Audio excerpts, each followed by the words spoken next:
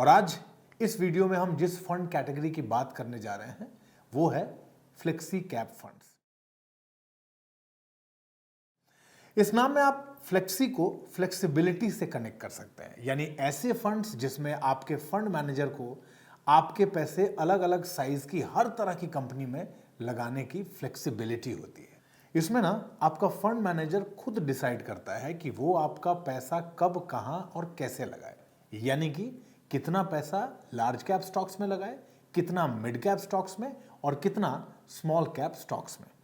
हालांकि सेबी के मुताबिक फ्लेक्सी कैप में कम से कम 65% निवेश इक्विटी में किया जाना जरूरी है। अच्छा, इससे पहले के वीडियोस में ना हमने आपको लार्ज, मिड और स्मॉल कैप फंड्स के बारे में डिटेल में बताया, तो अगर आप उन वीडियोस को देखना चाहते हैं तो मैं यहां जरूर कहना चाहूंगा कि आई बटन में हमने उन वीडियोस का लिंक दिया हुआ है, उसको एक बार देख लीजिए ताकि इस वीडियो को समझने में आपको आसानी हो।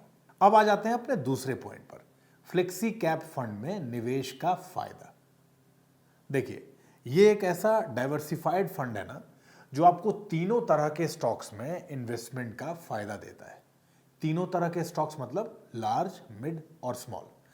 आमतौर पर यह कहा जाता है कि एक रिटेल इन्वेस्टर के लॉन्ग टर्म इक्विटी पोर्टफोलियो में करीब करीब 70% पैसा लार्ज कैप स्टॉक्स में लगा होना चाहिए और बाकी पैसा मिड कैप और स्मॉल कैप में। और ज्यादातर फ्लेक्सी कैप फंड्स आपके पैसे के साथ यही करते हैं। इससे आपका सबसे बड़ा फायदा पता है क्या है?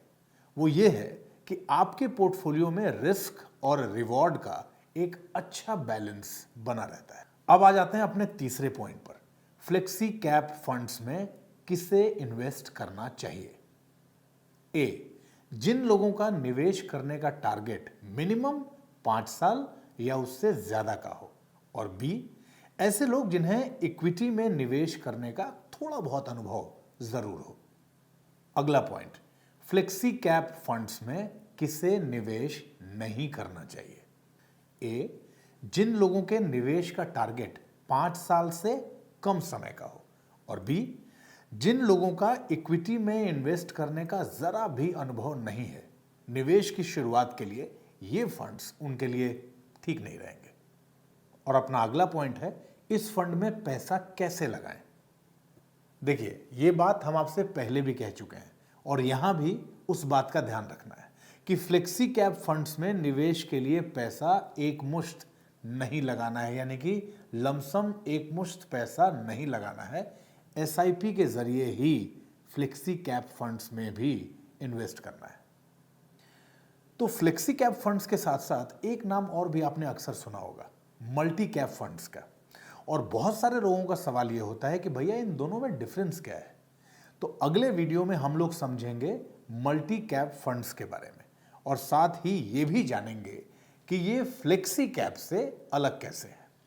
और हम हर बार ये बात कहते हैं, आपके मन में अपनी इन्वेस्टमेंट को लेके कोई भी छोटा बड़ा सवाल है, धनक से बेझिझक और बेधड़क पूछिए और अपने सवालों के जवाब पाने के लिए धनक को आज ही सब्सक्राइब कर लीजिए।